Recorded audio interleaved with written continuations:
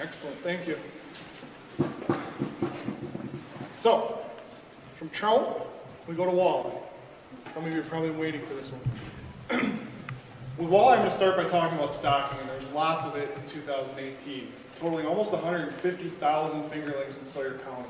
You can see a lot of that was made up of two stockings in our larger lakes, the Chippewa and LCO, but then there's a number of other lakes that are stocked too. And much of this is done through the Walleye Initiative, but as you can see, we have partners that are coming to the table and doing a lot of the stocking as well. LCO Conservation, Quiet Lakes Association did some stocking in Lost Land, Winter Lakes Alliance handles some of the lakes down there, and a lot of their funding to do these types of stockings is coming from Walleyes for Northwest Wisconsin, who you'll hear from in just a minute. But before we hear from Walleyes for Northwest Wisconsin, we're going to hear from Rick Lindner at Nelson Lake, and he's going to talk about when stocking doesn't work as well as we want it to, and some of the creative, out-of-the-box things that Nelson Lake is doing to try and change their fortunes if they've had a run of bad luck. So, thank you, Rick. Clicker, do you want this? For advancing slides, or you want me to do it? Yeah, I can do it, just tell me when. all right. I'm Rick Lindner. I'm a member of the board for Nelson Lake Association, and I'm here to talk about two major things today. The things we've done for stocking, and also the things that we've done with fish habitat. First slide on stocking. This is our stocking history since 2005, and if we total this all up, that's 137,000 extended growth walleyes that have been put in the lake. When we add in the 27,000 that were put in 17, it comes up to 164,000. So we've got a pretty good stocking program going. Early on, our stocking consisted of a combination of stocking events from both the Nelson Lake Association and the DNR. We were trying to get from 10 to 15,000 walleyes into the lake every year, extended growth walleyes. And we were doing a pretty good job of that. And then in 2010, the DNR took over the stocking program, and then it's been done by the DNR totally since then. There's 2 points here that are kind of interesting. If you look at 2009, we put in 21,000, which was a larger number than we've done in the past, and I'm going to talk about that a little bit more. Also, in 2015, we put in 27,000 for the first time. That was the first year that we went to the every other year stocking, and twice as many. Instead of the 12,500, we put in 27,000. And those came from the DNR. I'm going to talk about those 2 points in some detail. Let's go on to the next slide. Okay. I'm going to spend a little time on this one. The red line on this chart represents the minimum size limit. On Nelson Lake, it's 18 inches. So initially in 2014, when we had the spring survey, you see that there isn't many walleyes over the 18-inch size limit, and that was concerning us. And then there was another thing that was kind of ironic there. The 2009 number, where we had stocked 21,000, we saw that the population didn't reflect that there was more than we had seen in the past, but we expected actually a larger number than that. And then if we look at the stocking from 2010 and 11 and on, we had a better fish population after we stocked fewer fish, which was kind of causing a lot of questions in our mind. And we were starting to, trying to understand that, and we got to thinking that maybe it has something to do with the food chain. We look at the 2017 numbers, and we can see that the population in those earlier years on the 2014 data has grown, and applying about the standard growth rate of about 2 inches per year, we see that those fish are coming up in size and getting into the catchable size range now.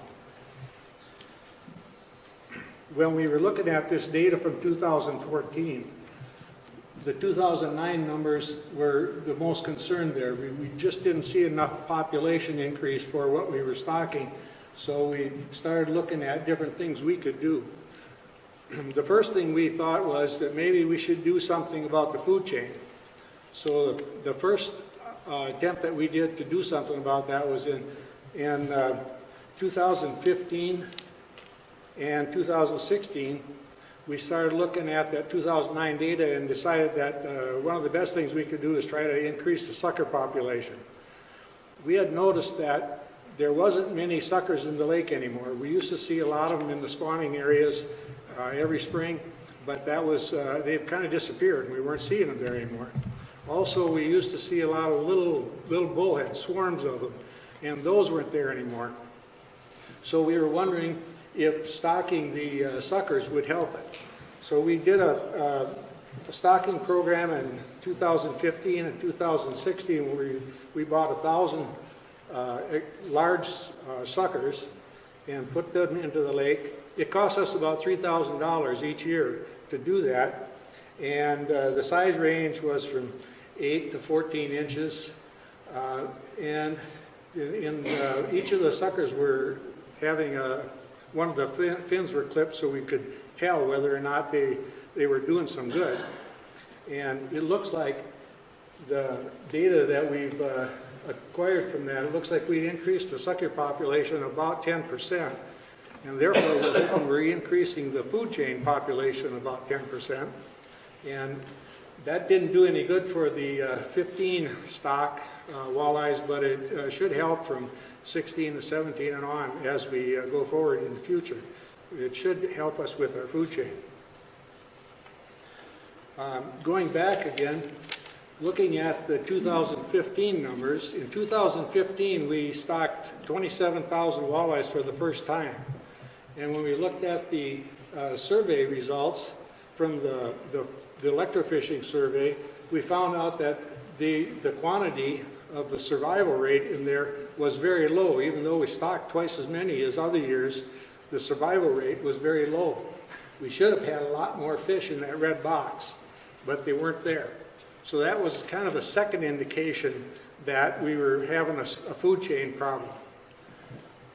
And as when we were getting ready to do the 2017 stock, Max showed us some data from Smith Lake where they had done minnow stocking along with the walleyes, so we decided to try that this year.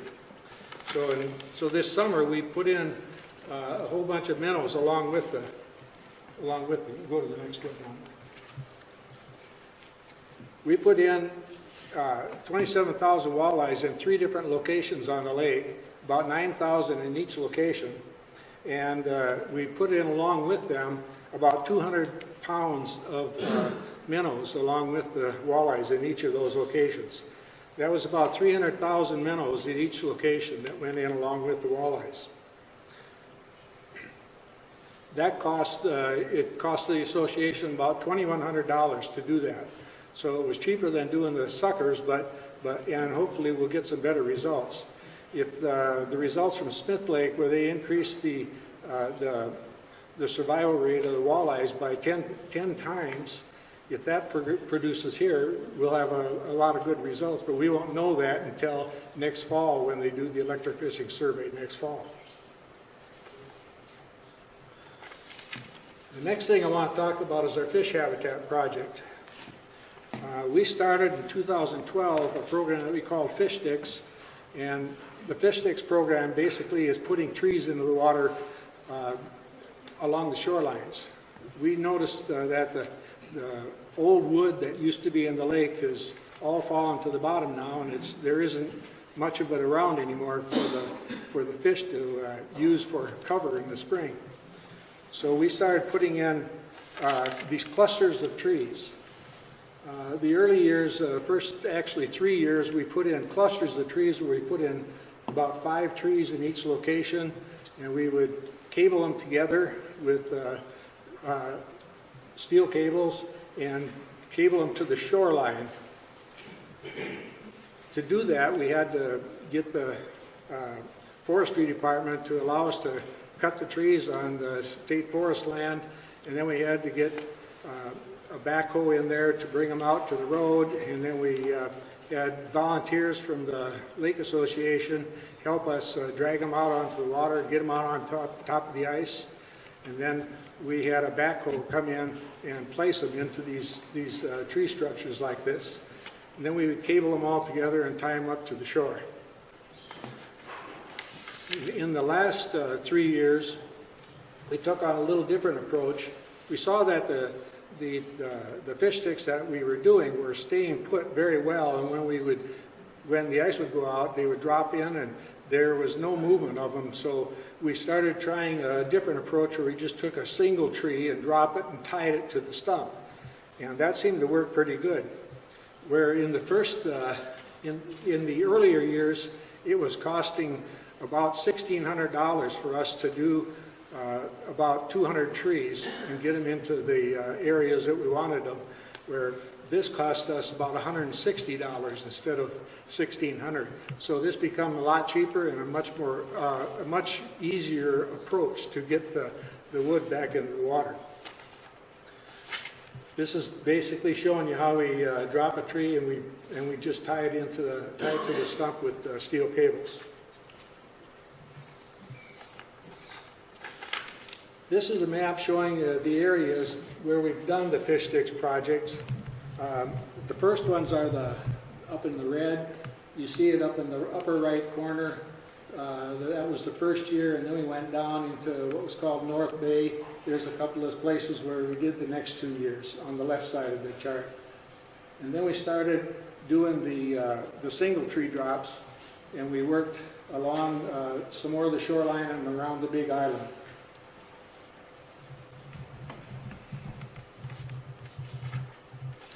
This next slide shows you what they look like when the trees drop into the water. After the ice goes out and the trees drop down, they're pretty much sitting right there where we put them, and they didn't move at all. The next slide shows you what it looks like at the end of the summer of the first year. You see there's a lot of algae growth around the branches, and that gives us a lot of cover for the fish and a lot of food source for the minnows. This whole work is a combined effort. Obviously, the Nelson Lake Association did a lot of the work, but we used the DNR to help us. Max and the forestry boys came out, and they helped us identify the trees that we would be taking down during the summer. We selected those 50 trees and put them in every 50 feet, and we had to pick areas where the water was sufficient depth so that when the tree dropped through, it would be under the water. We had Max's help obtaining the permits for the project each year, and then we would get the supplies that we needed, the cables and the clamps and whatever else we would need to do the work. That was all done by the NLA members. And then when we got 12 inches of ice or more, we would get the group together and we'd go out and we'd do the projects. Cost sharing, Nelson Lake Association bears most of the cost, but we also get a lot of help from the Resort Owners Association and from Walleyes from Northwest Wisconsin contributed to it. Northland Area Builders Association and the town of Glenroot helped, and the state of Wisconsin provided the DNR and the fisheries and forestry people to help us this whole project. And that's it, Max.